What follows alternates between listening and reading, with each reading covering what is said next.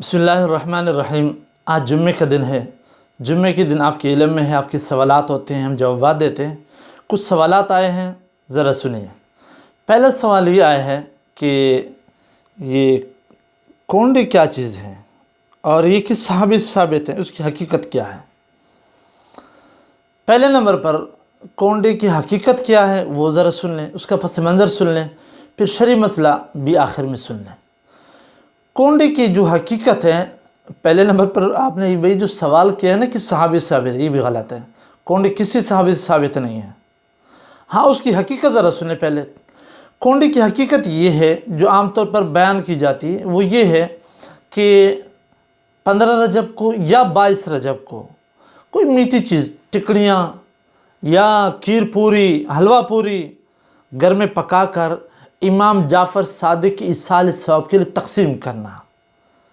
اور آج کل تو ذرا کچھ کنٹرول ہو گیا، کچھ شعور آ گیا، ورنہ تو یہ بڑے بڑے جو بزرگ ہوتے تھے بچوں کو بتاتے تھے کہ کونڈے تقسیم کریں گے تو پھر گھر میں دولت آتی ہے، وافر میدان میں خوشحالی آتی ہے، ترقی ملتی ہے۔ یہ کونڈے کی حقیقت ہے۔ پس منظر ذرا سن لیں، مختصر لمبا واقعہ جو کتابچوں میں اور بڑا وہ دھوم دھام سے بیان کیا جاتا ہے، اس کو شیئر کیا جاتا ہے۔ وہ یہ کہ رامپور میں ایک لکڑہارا تھا، بڑا غریب تھا، اس کے پاس کچھ بھی نہیں تھا۔ تو غربت کے مارے ایک دفعہ جنگل میں لکڑیاں کاٹنے جا رہا تھا تو امام جعفر صادق ملے۔ امام جعفر صادق سے اس نے کہا کہ ایسے کر لو، ہمارے نام کے کونڈے تقسیم کر لو تو یہ آپ کی غربت ختم ہو جائے گی اور دولت وافر مقدار میں ملے گی۔ تو اس لکڑہارے نے طریقہ یہ ہوا کہ لکڑیاں کاٹ رہا تھا تو کلہاڑی ہاتھ سے گری تو نیچے زمین سے آواز آئی۔ یار یہ فلمی اداکاری نہیں ہوتی، سین اس ٹائپ کوئی واقعہ ہے۔ تو زمین سے آواز آئی، بس جو جھوٹ کے کوئی پاؤں سر نہیں ہوتے نا، تو آواز آئی تو اس نے زمین کھودی تو نیچے سے دیگ نکلا سونے کا۔ تو اس نے جی دیگ لے گیا، پھر بیچا، پھر اس سے وزیر کی بالکل گھر کے سامنے بنگلہ بنایا، عالیشان کوٹھی بنائی۔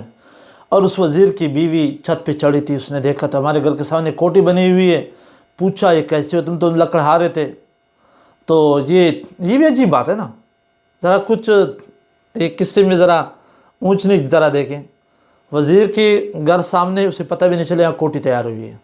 بہرحال یہ اس کا جو انہوں نے بیان کیا ہے کتابوں میں، کہانی لکھی ہوئی، یہ ان کی میں سنا رہا ہوں آپ کو۔ تو وزیر کی بیوی کیسے ہوا، تم تو لکڑہارے تھے۔ تو اس کی بیگم نے سنا اس طرح، تو اس نے کہا کہ یہ بھی کوئی بات اس طرح کوئی ہو سکتا ہے، مطلب اس نے انکار کیا۔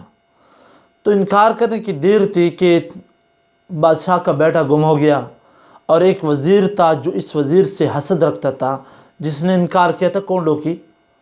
تو کوئی کپڑے میں کس چیز کا سر لے کر آیا، کہا بادشاہ حضور تیرے بیٹے کو اس وزیر نے مارا ہے۔ تو بادشاہ نے اس کو بیگم سمیت جیل میں ڈال دیا۔ تو کس نے پوچھا یہ کیسے ہوا، اتنی بڑی وزارت اور پھر جیل؟ تو اس کی بیگم نے کہا کہ ہم نے تو کونڈے ایسے، لکڑہارے نے کونڈے تقسیم کی تھی، پھر اس کو دولت ملی تھی، ہم نے اس کے بارے میں اس طرح کہا تھا تو یہ ہو گیا۔ تو وزیر نے جیل میں ارادہ کیا کہ میں کونڈے تقسیم کروں گا۔ ارادہ کرنے کی دیر تھی، بادشاہ کا جو بیٹا گم ہو گیا تھا وہ بھی واپس آیا اور باپ سے کہا کہ ابا میں تو گم ہو گیا تھا، اس طرح کا واقعہ ہوا تھا۔ تو بادشاہ نے حکم دیا کہ جس وزیر نے یہ حسد کیا تھا اور یہ جھوٹ مکاری کی تھی، اس وزیر کو سارے خاندان کو قتل کروا دیا، تو تباہ کروا دیا۔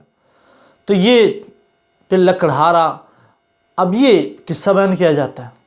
اچھا، پھر وہاں سے اس بادشاہ نے اعلان کیا کہ اب ہر 22 رجب کو یہاں ہمارے دربار میں یہ کونڈے تقسیم کیے جائیں گے۔ یہ اس کی ابتدا کی کہانی ہے رامپور سے۔ اب ذرا سنیں، پہلے نمبر پر کونڈے ایک ایسا لفظ ہے جو لفظ کسی کئی کتابوں میں نہیں ہے، کیونکہ یہ ظاہر بات ہے شریعت اللہ کے نبی سے، اللہ کے نبی زبان عربی تھی، عربی میں کونڈے کے لیے کوئی لفظ نہیں ہے کہ جو اللہ کے نبی کی عربی کی، یہ اردو لفظ ہے، عربی میں اس کے لیے کوئی لفظ نہیں ہے، نمبر ایک۔ نمبر دو، امام جعفر صادق سن 80 ہجری میں، بات کب کی ہو رہی ہے یار؟ کچھ تک تو بنتا ہے۔ امام جعفر صادق پیدا ہوتے ہیں رمضان میں، اور پھر 148 ہجری ان کی وفات ہے، تو یہ کہاں کا، بہت دور کا فاصلہ ہے یار، بہت دور کا۔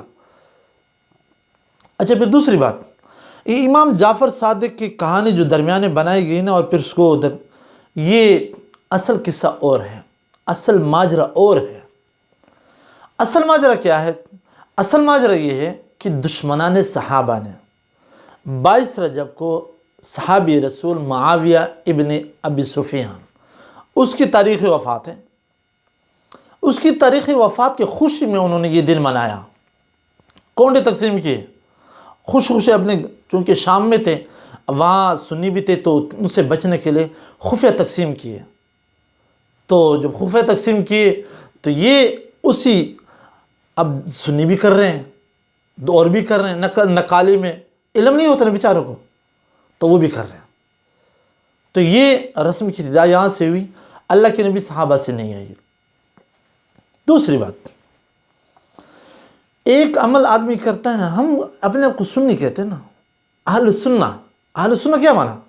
اہل سنت کا مطلب یہ ہوتا ہے کہ جو اللہ کے نبی سے ثابت ہے اس کو کرتے ہیں، جو اللہ کے نبی سے ثابت نہ ہو وہ نہیں کرتے، یہ اہل سنت کا معنی ہے۔ اور ایک سنت ہوتی ہے، جو اللہ کے نبی سے جو چیز ثابت اسے سنت کہتے ہیں۔ سنت کی ضد ہے بدعت۔ ایک آدمی ایک کام کرتا ہے، وہ کام اللہ کے نبی سے ثابت نہیں ہوتا، اس کو ثواب کی خاطر کرتا ہے، دین کا حصہ سمجھ کے کرتا ہے، لازم سمجھ کے کرتا ہے، کوئی نیک ہے تو اس پہ نکیر کرتا ہے، تو یہ عمل پہ بدعت بن جاتا ہے، جس کا سخت گناہ ہے۔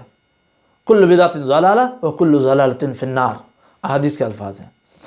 اچھا، ایک ہوتے ایک آدمی کام کر رہا ہے لیکن وہ اس کو ثواب سمجھ کے نہیں کرا، رسم، جیسے مہندی کی رسم، نکاح کی رسم، فلانی رسم، فلانی رسم، رسومات ہوتے ہیں، تو بدعت سنت کی ضد، اپنی جگہ گمراہی، رسوم بھی اپنی جگہ غلط۔ ظہر کی سنت کے بارے میں پوچھ رہا ہے کہ ظہر کی سنتیں جو پہلے والے تو وہ رہ گئی ہیں، اب بعد میں اس کو پڑھے یا نہ پڑھیں، اور 2 رکعت سے پہلے پڑھے یا بعد میں پڑھیں۔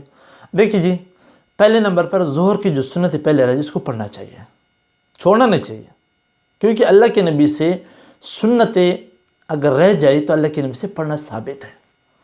ایک دفعہ اللہ کے نبی سے صبح کی نماز قضا ہو گئی تھی، جب اللہ کے نبی دوبارہ اس کی قضائی کرنے لگے تو آپ نے سنت بھی پڑھے، فرض بھی پڑھے، نمبر 1۔ نمبر 2، ایک دفعہ اللہ کے نبی نے گھر میں عصر کے بعد 2 نفل پڑھے، تو اب ام سلمہ نے پوچھا یا رسول اللہ یہ کیا، یہ کون سے نفل تھے؟ تو آپ نے فرمایا ایک وفد آیا تھا عبد القیس کا وفد، تو اس کی مشغولیت میں ظہر کی 2 سنتیں رہ گئی تھی، میں انہی کو ادا کر رہا تھا، تو آپ نے پڑھے۔ اچھا، یہ تو پڑھنا چاہیے، چھوڑنا نہیں چاہیے، ٹھیک ہے۔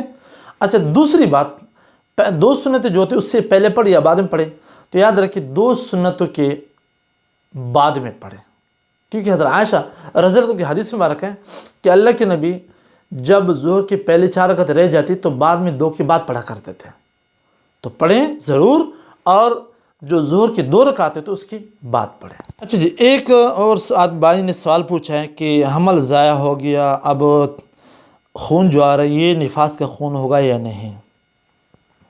بھائی نے پوچھا ہے کہ حمل ضائع ہو گیا ایک بہن کا، مطلب کچھ مہینہ یا 20 دن یا 2 مہینوں کے بعد، تو وہ خون جو آ رہا ہے وہ نفاس اور جو 40 دن کی ماہواری چلتی ہے، پھر بچے کی پیدائش کے بعد عدت ہوتی ہے، تو یہ ذرا اس کی تفصیل ذرا سمجھیے، ذرا تفصیل طلب مسئلہ ہے۔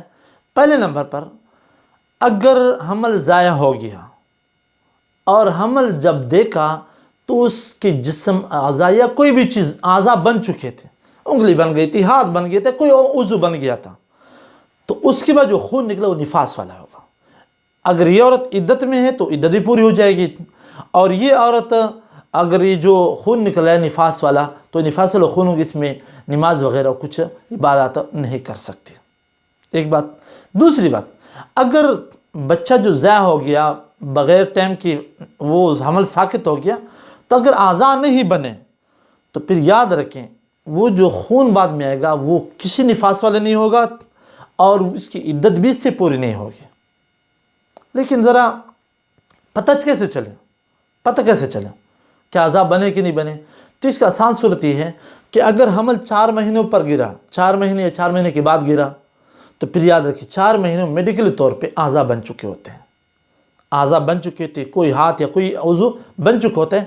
تو اس کے بعد اگر حمل ضائع ہوا تو پھر اس کے بعد جو خون نکلے گا وہ نفاس والا ہوگا، اس کی عدت ہی پوری ہو جائے گی، اور اس کے بعد جو 40 دن تک یا اس سے پہلے خون بند ہو جائے تو یہ ان دنوں میں پھر وہ عبادات وغیرہ کچھ نہیں کرے گا.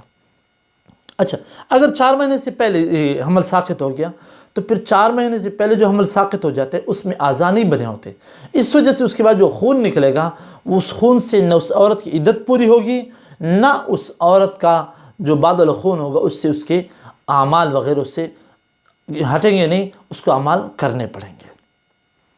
اچھا، اس کے ساتھ میرے ایک متعلق مسئلہ وہ یہ کہ اگر 20 دن پر، 30 دن پر، مہینے 2 مہینے پر جو حمل ساقط ہو گیا، اب جو خون آ رہا ہے، اگر خون آیا 3 دن تک یا 3 دن سے زیادہ اور درمیان میں جو طہر مکمل کی زمانہ بھی گزر چکا ہے جو 15 دن ہوتے ہیں، تو پھر یاد رکھیں یہ جو خون ہوگا یہ ماہواری کا ہوگا. اور اگر 3 دن سے کم آیا یا درمیان میں 15 دن یعنی پاکی پوری نہیں گزری، تو پھر یاد رکھیں بیماری کا خون ہے، اس میں وہ تمام اعمال کرے گی، نماز، روزہ وغیرہ سب کچھ کرے گی.